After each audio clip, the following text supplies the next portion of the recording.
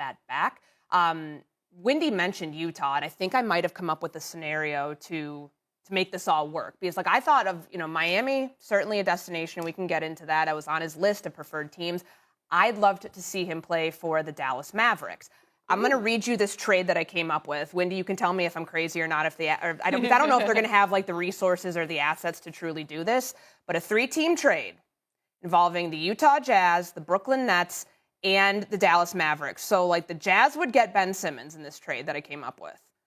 The Brooklyn Nets get Donovan Mitchell.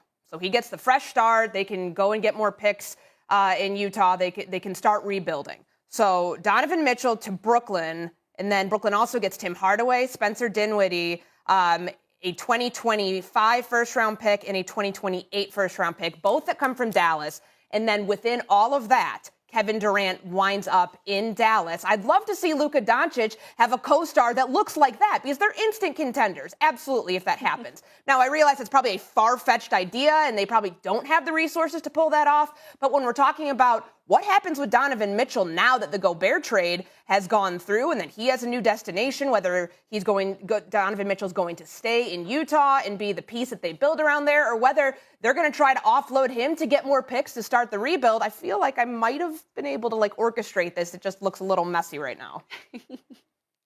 Let me just speak to Utah for a second. The Jazz have just traded Rudy Gobert for 4 first-round picks and a guy that just got drafted, basically 5 first-round picks. There is a debate in the NBA right now about whether Ben Simmons, with $100 million left on his contract coming off of back surgery, is a valued asset or a distressed asset. You talk to different people and different things.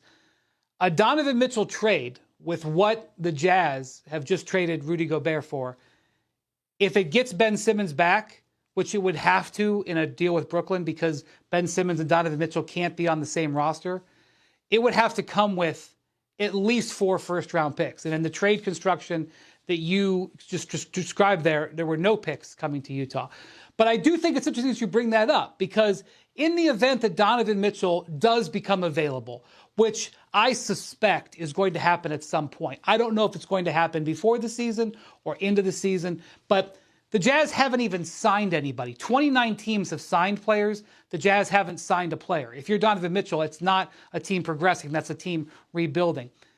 The Jazz have sent the message that they want a massive amount of draft picks.